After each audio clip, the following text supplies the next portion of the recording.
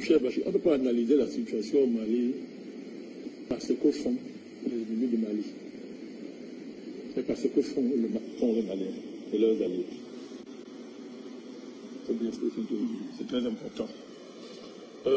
Dans l'histoire, on a les exemples. Sékou Touré a connu pire. Il était pratiquement isolé. Il a tenu, hein. Il a tenu.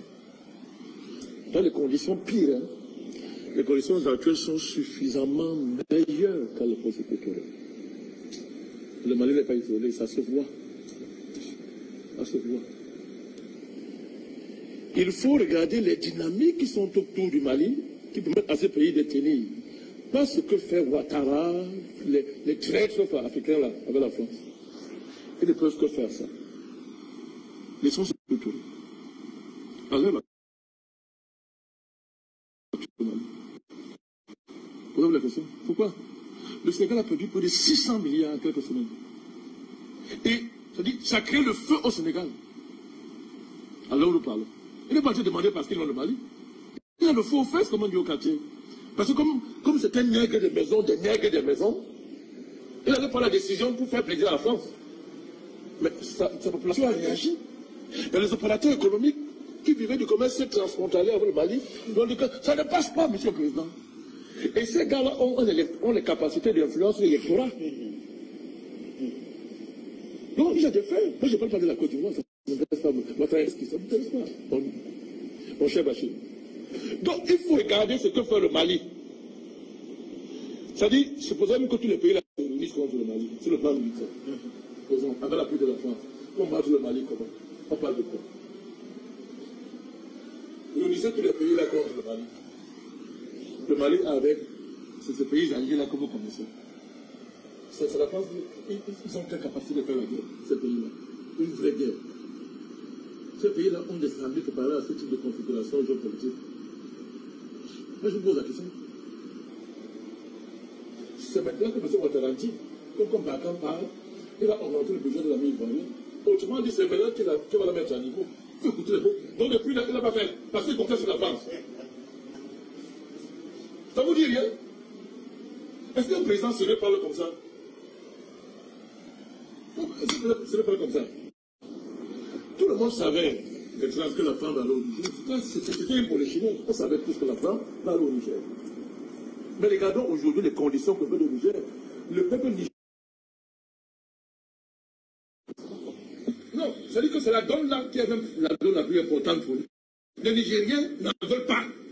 Et je vous dis qu'il y a des forces que gèrent. C'est ouvertement, même militaire. Moi, ils n'en veulent pas. Donc, mais qu'est-ce que la France a eu? On verra. Donc, quand on regarde la situation de manière concrète sur le terrain, analyse que tu as fait maintenant sur la CDA pro-russe. La CDAO pro-russe, ce sont les structures à citer. Quand tu regardes la configuration des États-là, ils veulent quoi? Couper Ouattara en Côte d'Ivoire. Mais tout le monde sait que c'est un pouvoir le plus tyrannique du monde et que ces messieurs n'ont aucune assise en Côte d'Ivoire dans la réalité. Et qu'il suffit d'une simple modification de la force militaro-politique. C'est fini. C'est fini avec lui. Et ça va pas tarder. Ça se prépare. Quand les communications d'un président sont plus sécurisées, à ce moment-là, ça se prépare. Ça se prépare. Mon cher Bachir, ça se prépare. Et observez très bien, vous n'êtes pas en train de voir la solitude de la femme dans ce dossier, mais c'est l'agitation de la communication de ce bon vivant-là. Il fait de la communication, mais dans les faits, la France est avec qui? Personne en Europe. Personne. Elle est avec qui? Personne. Mais elle parle de quoi? Elle est avec qui? Seule là. Donc allons-y. Dans la ligne de la France, c'est le Niger. Continuons, Bachir. C'est le Niger, n'est-ce pas? C'est le Sénégal. Allons-y, continuons. C'est le Bénin. Vous êtes sérieux? Ça vaut quoi tout ça? C'est qui? Vous voulez pas faire rire? Vous êtes sérieux? Vous voulez pas rire? Mais que les Togolais, j'ai du respect pour le peuple togolais. Mais celui qui a été du Togo, mais ça fait longtemps qu'il ne fait rire personne en Afrique. Il est même pire que son père. Vous allez au Bénin. Quand lui, il apprend la politique tous les jours. Ça, mais nous l'avons supprimé ici parce qu'on ne voulait pas de.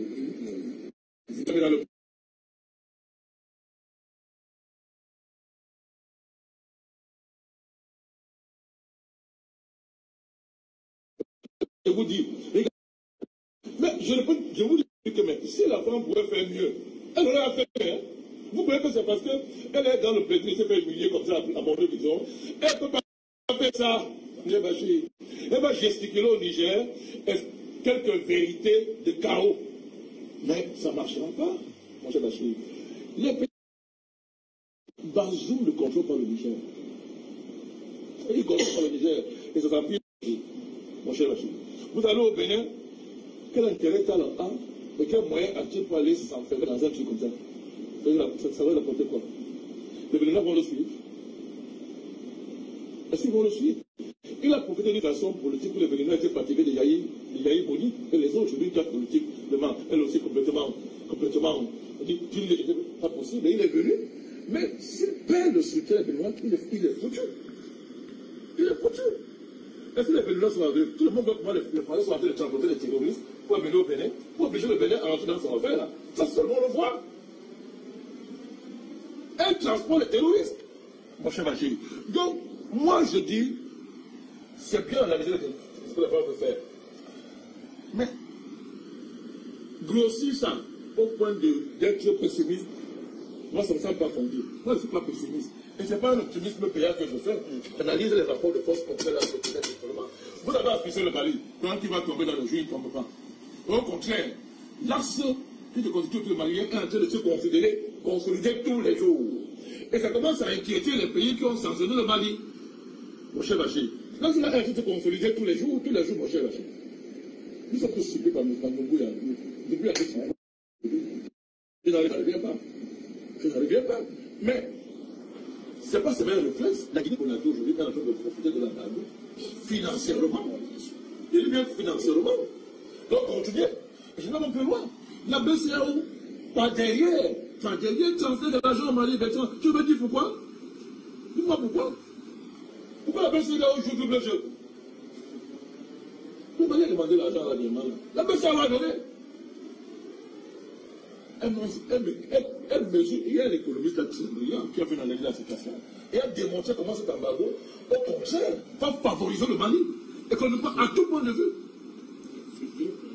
Il a démontré ça. Vous comprenez? Et ça continue. Moi, je suis regardé l'état de la communauté internationale à l'heure actuelle. Parlons de la France. Oh mon Dieu. Nous n'allons pas ailleurs. Mais regardez le dossier ukrainien. Qui est le patron? Qui commande actuellement en Ukraine? Ne parlons pas beaucoup. C'est Poutine. Les Américains font du cinéma, mon cher Bachir. Le cinéma. L'armée américaine actuellement n'est pas en mesure de faire une guerre avec la Russie. Ça fait longtemps que vous dites que la première puissance militaire du monde c'est la Russie. Maintenant, s'il n'y a plus de débat dessus, regardez en Ukraine, qui commande. Ces gens sont allés renverser Bachar. Ils sont unis. La Russie, l'axe russo-iranienne, vous connaissez ce que c'est dans cela. Les a battus. Mon cher Bachir. Donc, je vous dis, moi j'insiste pour voir la dynamique alternative que les autorités maliennes vont mettre en place. L'erreur qu'elles vont faire, c'est de ne pas consolider ça. Il faut renforcer cela, il faut le consolider. Moi je termine en disant ceci.